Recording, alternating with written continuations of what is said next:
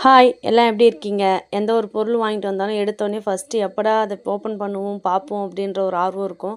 ஆனால் இந்த பொருளில் வந்து பார்த்திங்கன்னா அப்படி ஒரு ஆர்வமே இல்லை. ஏன்னா பார்த்திங்கன்னா இதை வந்து நம்ம க்ளீன் பண்ணணும். இதில் நிறையா டஸ்ட் இருக்கும் இல்லையா? வீட்டில் வந்து கிரைண்டர் வந்து திடீர்னு ரிப்பேர் ஆகிடுச்சு.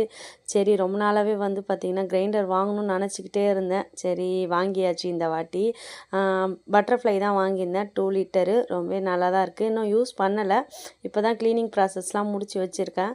அடுத்தது வந்து யூஸ் பண்ண வேண்டியது தான் டெய்லி. இதுக்கப்புறம் இட்லி தோசைக்கு மாவு அரைச்சிட வேண்டியது தான். ஒரு 10 டேஸாக வந்து பார்த்திங்கன்னா மாவு அரைக்க முடியாமல் ரொம்பவே கஷ்டமாக இருந்தது. சரி ஹஸ்பண்ட் கிட்ட சொல்லிகிட்டே இருந்தேன்னா சரி வாங்கி கொடுத்துட்றேன் வா அப்படின்னு சொல்லி கூப்பிட்டு போய் வாங்கி கொடுத்துட்டாங்க. பட்டர்ஃப்ளை தான் வாங்கியிருந்தேன். நல்லாவே இருக்கும்னு நினைக்கிறேன். ஏன்னா பட்டர்ஃப்ளை வந்து நல்லா பிராண்டட் இல்லையா?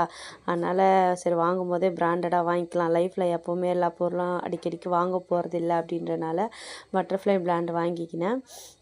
ஏற்கனவே வந்து வச்சுருந்த கிரைண்டர் வந்து பார்த்திங்கன்னா இந்த கவர்மெண்ட்டில் கொடுத்தாங்க இல்லையா கிரைண்டரு, அதுதான் ஒரு 8 வருஷமாக ட்ராவல் பண்ணிடுச்சு என் கூட. இதுக்கப்புறம் அதால் என் கூட ட்ராவல் பண்ண முடியல போல். ரிப்பேர் ஆகிடுச்சு. சரி திருப்பி அதை ரிப்பேர் பண்ணி யூஸ் பண்ணுறதுக்கு புதுசாகவே வாங்கிடலாம் அப்படின்னு முடிவு பண்ணிட்டு தான் பட்ஜெட்டில் ஒரு அமௌண்ட்டை ஒதுக்கி வாங்கியாச்சு. கிரைண்டர் வந்து பார்த்திங்கன்னா ஃபஸ்ட்டு வந்து இந்த வேஸ்ட்டை போட்டு கொஞ்சம் அரைச்சேன். நல்லாவே அரையுது. இதுக்கப்புறம் தான் அரிசி மாவு எல்லாம் போட்டு அரைக்கணும். எப்படி இருக்குதுன்னு தெரியல. இது வந்து பார்த்திங்கன்னா ஒரு வேஸ்ட்டு பேக் வச்சு கேரி பேக்